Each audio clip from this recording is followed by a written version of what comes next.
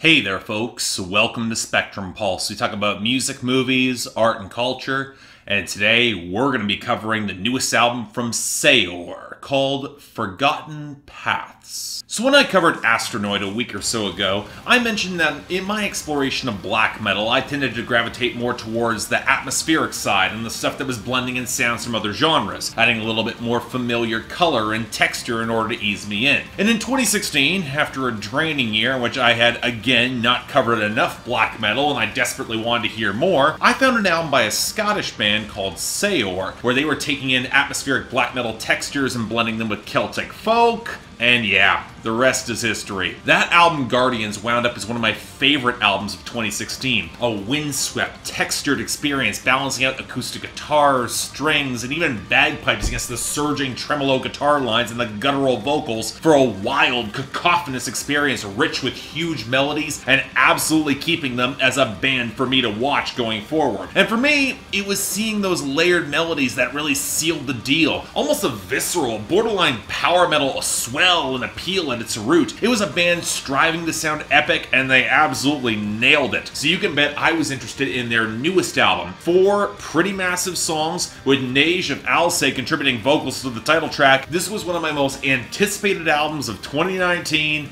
So what did Saor bring with Forgotten Paths? Well, here's the thing. If this review comes across as a little bit more nitpicky than most of mine, the reason is actually pretty straightforward. Forgotten Paths by Saor follows so much of what made Guardians such a fantastic release, and indeed, this will be among one of the best metal albums of 2019, hands down, that in order for me to pinpoint why it's not quite better than Guardians, you gotta get into the fine details. And indeed, Saor's formula is so streamlined and effective in terms of delivering stunning and impeccably layered melodic compositions straight to the pleasure center of my brain that you kinda have to nitpick if you're looking for any real criticisms. But yeah, you want the short review, this album's goddamn amazing, just like Guardians was, and may even be more accessible, which is saying something for a 4-song album where 3 of those 4 songs are 10 minutes or over. But you know what? I'm still convinced that Saor has yet to peak and deliver a true 10 out of 10 classic. Again, they are on the cusp of it, they're so close, but Forgotten Paths, while being one of the best this year, it's not quite there. And you know what? Let's start off with the most obvious criticism, the closing acoustic instrumental, Exile. It's a great tune, it's well played, beautifully produced, the brittle but rich timbre that Saor brings to all their acoustic passages is phenomenal, especially on this place with against all the windswept sounds around it, but it's not matching the exhilarating finale of Guardians of Tears of a Nation, and I think there might have been a stronger finale moment for the type of folk and black metal that Saor makes. I get why they went with a more atmospheric,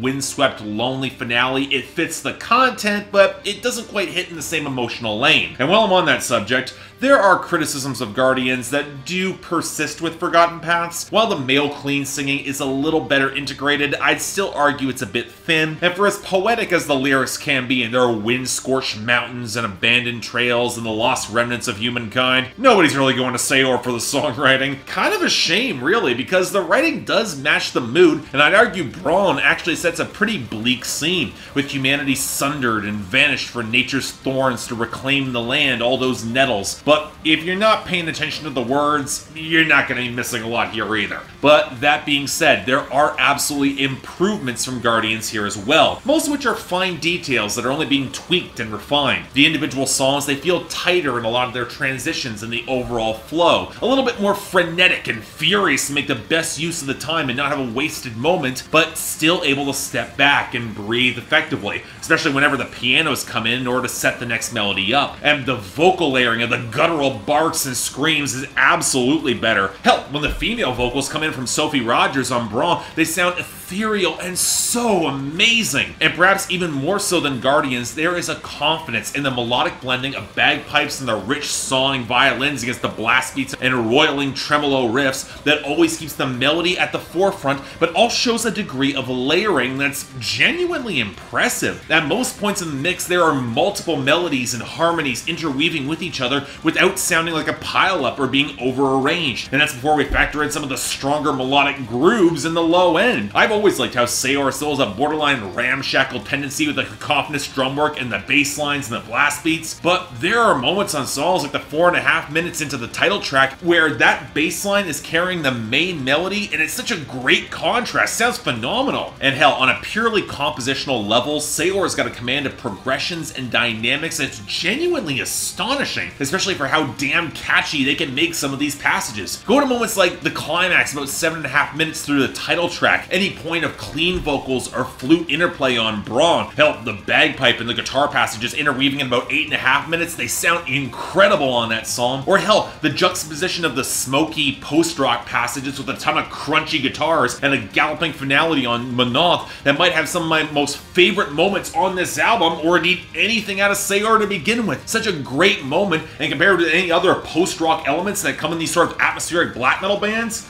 Saor's just doing it better. Now here's the thing. I'll freely admit I'm a huge mark for this album, can't you tell? I love this style of atmospheric black metal, and blending it with Celtic folk is just a bonus that flips a fundamental switch in my brain. The same part of me that unabashedly adores anything with the Rohirrim in Lord of the Rings. That being said, with the formula as refined as it is right now, I think the next step for Saor will come in the writing, or just some fine-tuning of the structure. They could afford to go a little bigger. Again, I am convinced they've got at least one classic album to come in compositions alone. And while I'm definitely on board with this sound and production regardless, I can see some people not quite hearing the same evolution. It's a lot of subtleties. Now again, we'll have to see about that, but in the meantime, yeah, this is pure concentrated awesome. Wild and unbridled in the waste of a world torn asunder, but speaking to its primal beauty all the same. It's stirring, impressively vibrant music, beautifully layered, impeccably arranged, showing the sort of raw talent and craftsmanship that demands admiration in its organic power and presence. In other words, 9 out of 10, the highest of my recommendations, but also keep in mind, this is the sort of stuff that does speak to me on a fundamental level, so I might not be as objective as I should be here, but even still, it just works. But yeah,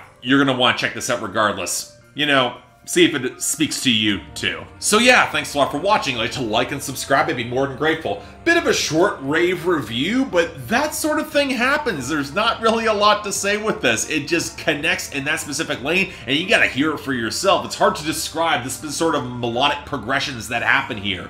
But yeah, you want to buy or stream it, highly recommend you do. Links down there below. And I got the poll up there. I'm curious where the Saor fans will come down on this, whether they think it's better than Aura or Guardians. Again, it's up to you guys. I'm just curious.